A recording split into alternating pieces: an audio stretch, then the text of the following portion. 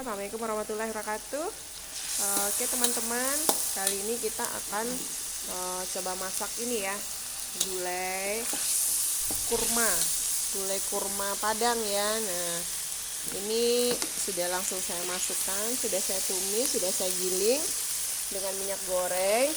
Nah, gulai kurma ini bukan gulai yang dikasih kurma, bukan ya, bukan gulai yang dikasih kurma, bukan, tapi itu sebutan untuk masakan Minang ya. Nah, untuk ini yang saya tumis ini ada bawang merah itu 125 gram, bawang putih 80 gram, jahe 1 jempol setengah lah ya, karena ini daging ya, gulai daging. Terus ada kunyit juga 1 jempol. Terus ada laos. Nah, untuk laos itu teman-teman bisa geprek aja sih, karena dia nanti kalau digiling dia bisa kasar. Tapi karena ini gulai daging, masaknya lama nggak apa-apa sih digiling. Nah, untuk bahannya itu tadi sudah saya masukkan. Nah, untuk bahan berikutnya jangan lupa itu ada ini merica ladaku ya, tapi nanti aja, karena nanti kalau terlalu lama ditumis, nanti mericanya aromanya jadi gosong ya, jadi nanti aja. Nah, jangan lupa nanti teman-teman kasih garam ya, karena di awal kita nggak kasih garam. Nah, untuk bahan berikutnya di sini ada daun serai, boleh dimasukkan ya. Untuk daun serai itu teman-teman juga boleh digiling ya, digiling. Tapi ya itu tadi sesuai masing-masing. Nah, jangan lupa di sini ada nih daun kunyit. Daun kunyit cukup 1 lembar aja, karena ini kita masak 1 kilo daging, 1 kilo daging aja.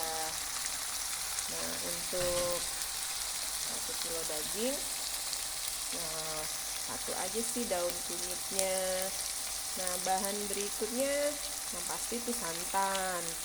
Tapi untuk santan itu kita kasih santan yang sudah diperas ya, jadi hitungannya nggak per kelapa, jadi 1 kilo santan peras yang pekat ya, itu dibeli di abang-abang yang peras kelapa, jadi nggak peras sendiri ya.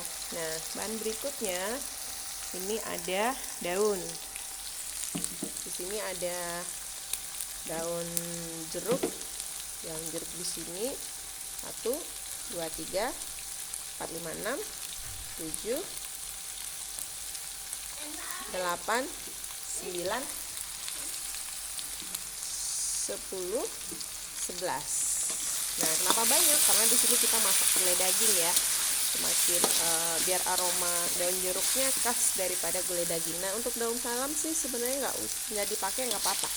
Kalau saya sih nggak pakai, nggak apa-apa. Tapi ini kita kasih 2 lembar aja.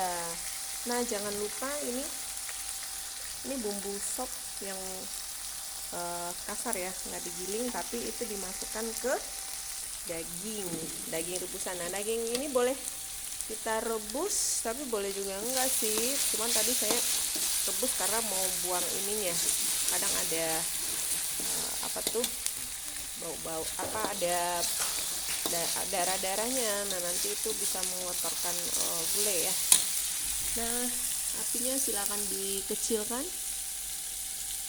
karena makin lama dia makin udah matang ya. Setelah rasanya matang, kita kasih ketumbar. Nah, ketumbar ini 1/3 aja boleh, atau 1 sendok teh aja sih, karena dagingnya cuma 1 kilo. Nah, ini setengah sendok teh aja ini merica. Tapi kalau rendang kita nggak pakai merica ya teman. Ini karena kita masak gulai kurma, jadi pakai merica. Nah, setelah ditumis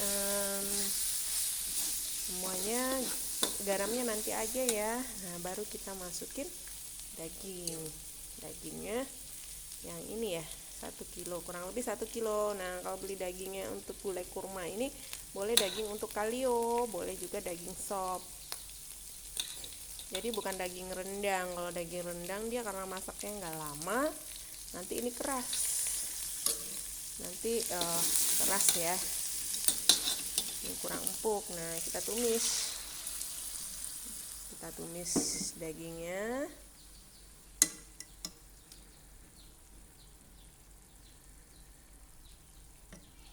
Ini air kaldunya kita simpan sedikit karena nanti bisa untuk masak sayur, dan boleh simpan sedikit. Nah, nanti untuk masak sayur ini, sayur brokoli atau kembang kol. Nah, dagingnya ini kurang lebih 1 kilo. Di dalamnya udah ada ini ya, kulit manis, kapulaga, ada cengkeh, ada pala juga. Jadi udah lengkap ya kayak bumbu sop. Nah, ini ditumis ini kurang lebih kita tumis itu setengah jam. Tapi tadi karena dagingnya sudah saya rebus, jadi boleh kita masukin santannya bentar lagi ya. Ini kaldunya boleh kita simpan, nanti mau bikin sayur kembang kol atau brokoli dan teman-temannya and the gang ya. Nah, ini gulai kurmanya kita tumis dulu daging. Nah, nanti bahannya itu campurnya ada kentang ya, tapi kentangnya nanti kita masukin. Terus di sini kita masukin santan ya. Santan ini 1 kilo. 1 kilo santan ini kental ya. Nih, 1 kilo santan kita cicil dulu. Untuk air itu karena itu santan kental, kita masukin 400 ml air. Oke. Nah, jadi gulai kurma itu warnanya jadinya putih ya, putih agak ke coklat. Jadi dia nggak coklat, dia tetap pakai kunyit tapi nggak pakai ini, nggak pakai cabe. Ada juga sih yang nyebut, tadi udah saya sebutkan, ini gulai kari. Tapi kalau di Padang ini namanya gulai kurma. Nah, ini biasanya di acara-acara pernikahan ini banyak ini ya. Untuk di Padang ini seperti memang harus ada kalau di acara-acara pesta mantenan atau barale sih di Padang namanya. Nah, itu ada sih gulai kurma ini harus ada sih sebagai pelengkap. Ada gulai merah, ada gulai putih namanya, walaupun warnanya nggak putih-putih amat gitu ya. Nah, ini kita masak dengan api sedang. Nah, karena ini masakan santan, jadi nggak boleh ditinggal dulu sebelum mendidih. Nanti dia bergumpal. Kalau bergumpal, efek daripada santannya nggak maksimal.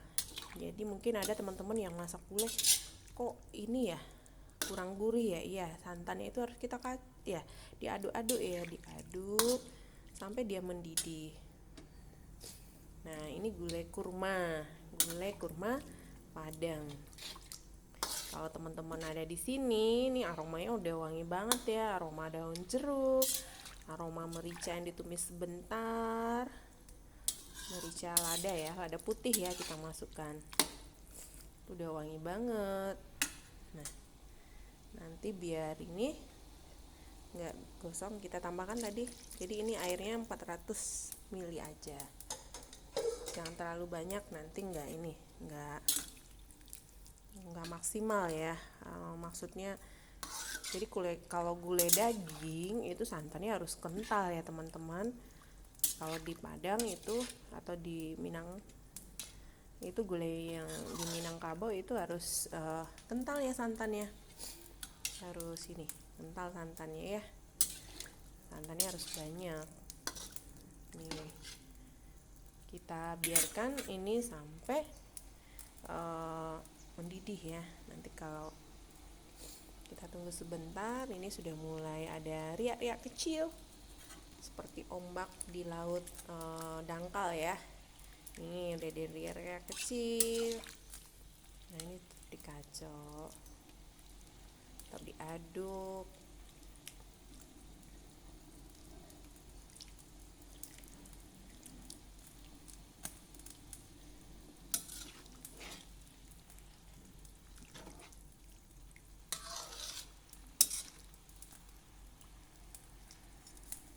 ini sama, masaknya sama dengan gulai apa ya, kalio ya. Dia nggak lama kayak rendang, dia nggak sampai 6 jam. Paling ini masaknya 1,5 jam aja udah cukup. Biar santannya juga maksimal, jadi ada minyak kelapanya keluar. Ini bumbunya tadi udah. Bagi yang ragu boleh dicet, boleh dikomen ya. Ada yang mau. Nah, ada juga sih yang beda-beda bumbu-bumbunya di tempat lain, atau kapasitasnya atau komposisinya itu beda-beda. Nah, lain rasa, lain bumbu, lain komposisi ya. Itu tergantung gimana selera masing-masing.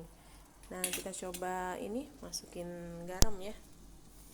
Saya pakai garamnya itu garam yang halus ya.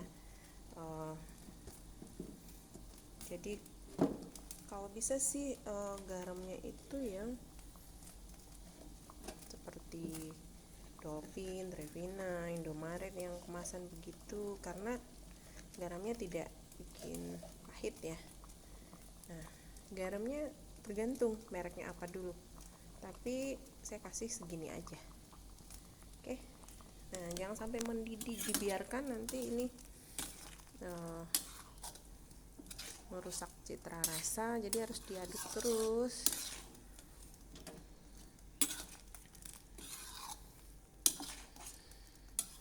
Untuk penyedap, karena ini daging, jadi saya beli dagingnya ini di abang-abang yang memang dari rumah potong, motongnya subuh, jadi nggak ngendap, nggak nginep dulu.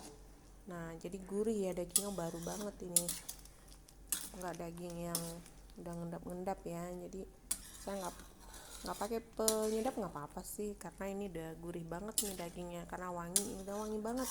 Kalau teman-teman di sini nih wangi banget nih. Kalau tapi siapa tahu di YouTube-nya sana wanginya keluar ya. Oke. Jadi kita aduk dulu gulai kurmanya, dagingnya daging sapi ya guys. Ayam juga bisa sih, kalau ayam itu opor gitu ya. Kalau ini daging sapi, di Minang itu namanya kurma, gulai kurma ya.